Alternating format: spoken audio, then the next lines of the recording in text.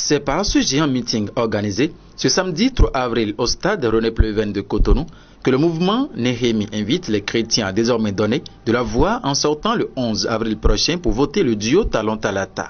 Pour le mouvement Néhémie, l'actuel occupant de la marina doit rempiler. Après ouverture de cette cérémonie par la prière et des louanges à Dieu, le président Aristide Alavokmeou revient sur la jeunesse du mouvement tout en honorant la mémoire de l'ex-directeur de cabinet du président Le Feu Afo Pascal à travers une minute de silence.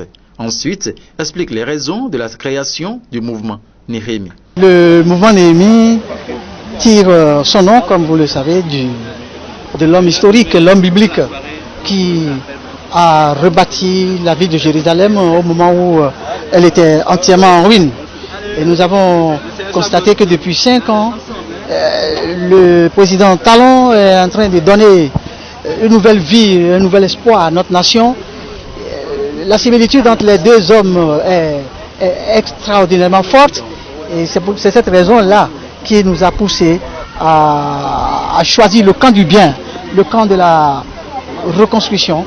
Et nous avons décidé en tant que chrétiens, en tant que famille chrétienne, de soutenir cet homme pour qu'il continue pendant les 5 prochaines années à donner une chance améliorée à notre pays. Pour permettre au chef de l'État, Patrice Talon, de continuer ses œuvres afin de faire du Bénin un pays développé, le mouvement Néhémie, par la voix de son porte-parole, le premier vice-président, le docteur Nkwemedi Louis, officialise leur soutien au duo Talon-Talata par cette déclaration. Le premier message, le premier appel que le mouvement Néhémie voudrait lancer depuis le stade René Pleven à Cotonou, ce samedi 3 avril 2021, c'est de demander à toute la nation entière, sans distinction de religion, de se tenir debout et d'intercéder en faveur de notre nation, le Bénin.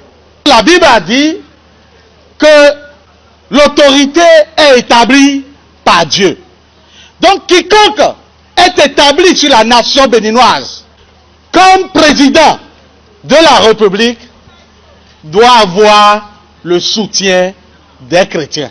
C'est pourquoi nous voulons demander à tous les chrétiens du Bénin de ne pas rester à la maison le dimanche 11 avril prochain en pensant que le jeu est plié.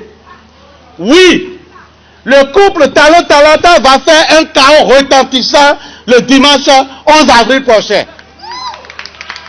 Pour le représentant du duo Talon-Talata, les chrétiens ont un rôle important à jouer pour cette nation et ils doivent travailler afin de regagner cette place. Je suis vraiment dans la joie en voyant le peuple de Dieu prendre sa responsabilité parce qu'il est en train de comprendre, même si c'est un peu tard, sa tâche et sa mission dans cette nation.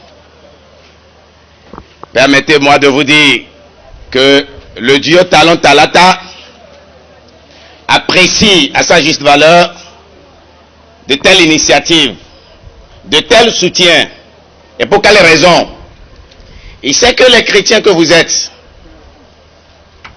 votre tâche, votre mission dans cette nation est de ramener de l'ordre. Il ne peut pas gouverner sans l'apport, sans le soutien indéfectible des chrétiens. Donc, votre présence, vos jeûnes, vos prières sont indispensables pour le soutenir. Les invités présents à cette cérémonie repartent sur de bonnes impressions. Cette déclaration est une déclaration évocatrice. Je crois que le président Talon est comme Néhémie.